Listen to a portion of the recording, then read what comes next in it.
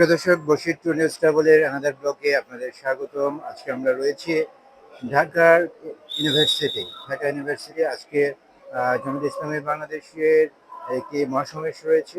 উত্তরা থেকে আমরা উঠেছিলাম। আমরা যখন উত্তরা থেকে উঠেছিলাম তখন আমরা আসলে মেট্রো রেলে কোনো প্যাসেঞ্জার দেখতে পাইনি, কিন্তু রাইট নাও আপনাদেরকে যদি একটু দেখানোর চেষ্টা করি, আর এখানে তিল তিল ধরার কোনো ঠাঁই নেই। সাধারণ মানুষের প্রচন্ড ধাক্কাধাক্কি এবং অসংখ্য মানুষের সমাগম।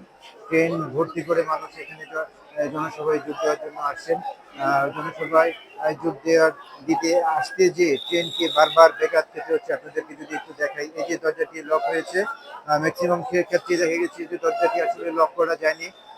দরজা লক করতে যে কারো ব্যাগ আটকে গেছে, কারো পিঠ আটকে গেছে, কারো হাত থেকে গেছে, পা থেকে গেছে, যার কারণে বারবার আর কর্তৃপক্ষ সিগন্যাল দিচ্ছে। বারবার কর্তৃপক্ষ বা যারা টেকনিশিয়ান আছেন, টেকনিশিয়ানরা বারবার করে বলছেন আপনারা নিরাপদ দূরত্ব বজায় রাখুন। কিন্তু নিরাপদ দূরত্ব বজায় রাখতে গিয়ে সবার পক্ষে আসলে এইভাবে নিরাপদ দূরত্ব বজায় না রাখার কারণে বারবার মেট্রো রেলকে চলাচল করতে ব্যাঘাত খেতে হচ্ছে।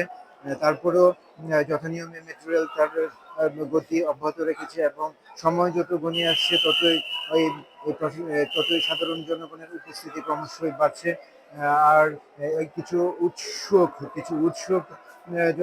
সাধারণ মানুষকে আমরা দেখতে পাচ্ছি। তারা আসলে মেট্রো রেল অনেকে দূর দূরান্ত থেকে এসেছেন, মেট্রো রেল কখনো দেখেনি কিংবা মেট্রো রেল চড়েনি।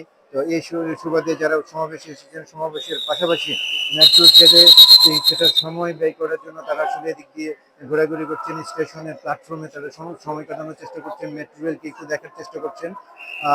এই ছিল মেট্রো রেল এবং এখানকার সমাবেশে মেট্রো রেলে আগত যারা সাধারণ মানুষ রয়েছেন, জনসভায় অংশগ্রহণ করার জন্য যেসব সাধারণ মানুষ রয়েছেন তাদের তথ্য।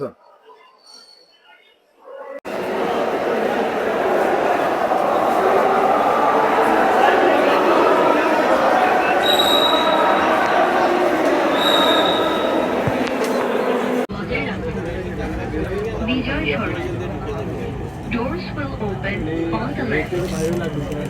Please mind the gap.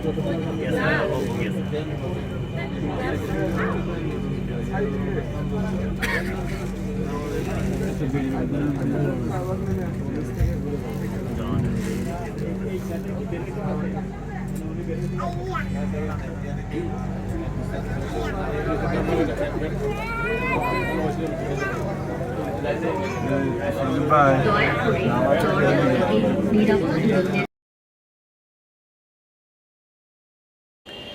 এখন প্রায় ৯টা বাজে। সাধারণ মানুষের কোলাহলে মুখরিত মেট্রো স্টেশন আজকে পুরা ফাঁকা।